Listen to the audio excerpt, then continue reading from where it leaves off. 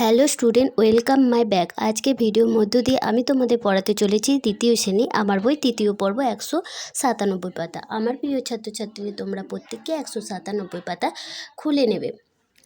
আজ আমরা ইন্ট্রোডাক্টরি দেয়ার সম্বন্ধে জানবো। চলো শুরু করি। এই ইন্ট্রোডাক্টরি দেয়ারটা কি? এই ইন্ট্রোডাক্টরি দেয়ার কোথায় ব্যবহার করা হয়?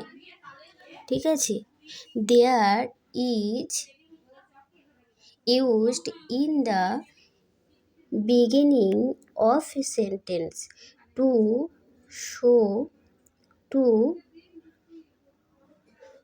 the place, location of person, animal and things।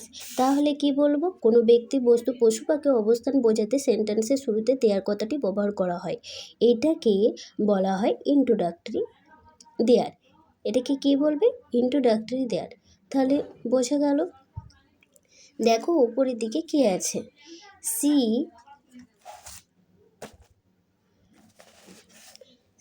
And সে, দেখো এবং বলো।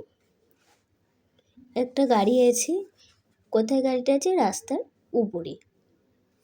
দেয়ার is a car on the road.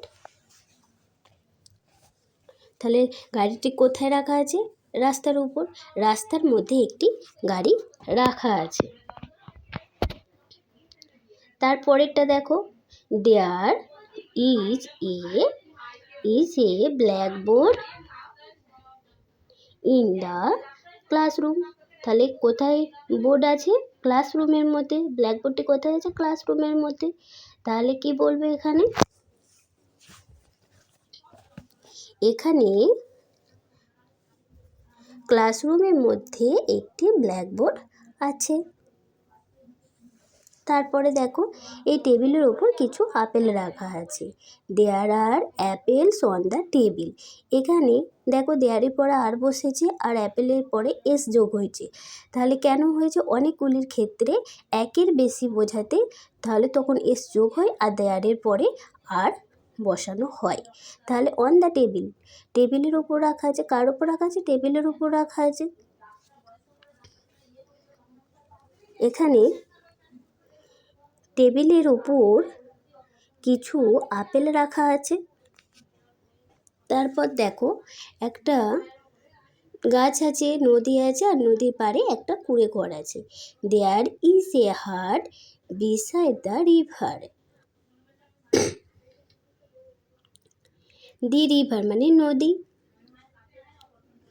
River মানে নদী জানো। হাট মানে কুঁড়ে ঘর। তাহলে কি বলবে? নদীর পাশে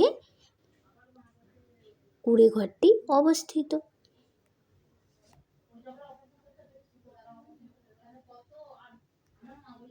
তারপর দেখো বলেছে সি অ্যান্ড রাইট, দেখো এবং লেখো। এখানে নিচে কি বলেছে দেখো, একটা বাগান আছে, বাগানের মধ্যে অনেক ফুল আছে।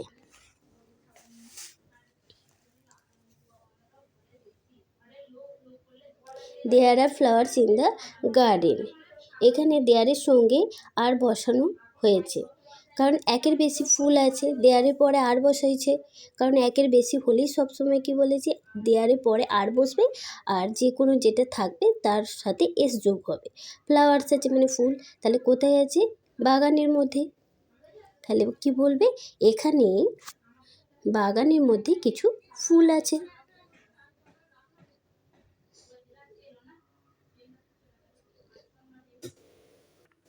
তারপর দেখো, একটা নদীর উপরে একটা কি আছে?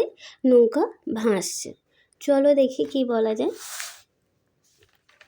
কি বলবে? There is a boat on the river. তাহলে রিভার মানে নদী, এ মানে একটি কেন হয়েছে? আর দেয়ার পর ইজ বসানো হয়েছে, কারণ এখানে একটি নৌকার কথা বলা হয়েছে। আর বোট মানে নৌকা, তোমরা তো জানোই। তাহলে কি বলবে? এখানে একটা নৌকা জলের উপর আছে।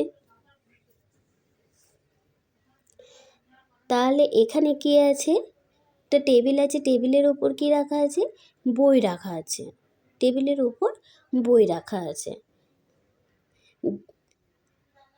একটিই বই আছে, তাহলে কি বলবে there is a book on the table. তাহলে বইটা কোথায় রাখা আছে? টেবিলের উপর। তাহলে এখানে কি বলবে, এখানে হ্যাঁ, এখানে টেবিলের উপর একটি বই রাখা আছে।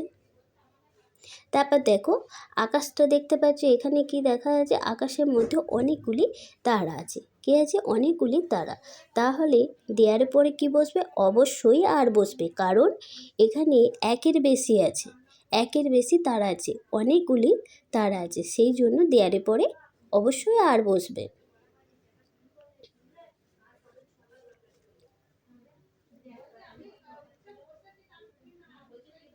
তাহলে কি বলবে? দেয়ার আর স্টারস ইন দ্য স্কাই। দেখো স্টারের পরে এস যোগ হয়েছে আর দেয়ারের পরে আর হয়েছে, কেন? একের বেশি আছে, অনেকগুলি থাকলে সবসময় দেয়ারের পরে আর বসে, আর যেটা আছে তার পাশেও এস যোগ হয়। যেমন স্টার, তারাগুলির কথা বলা হয়েছে, তাহলে কি বলবে? আকাশের মধ্যে অনেকগুলি তারা আছে। তাহলে আজকে আমাদের 197 পাতা কমপ্লিট করলাম। আজকে ভিডিওটা এই পর্যন্ত।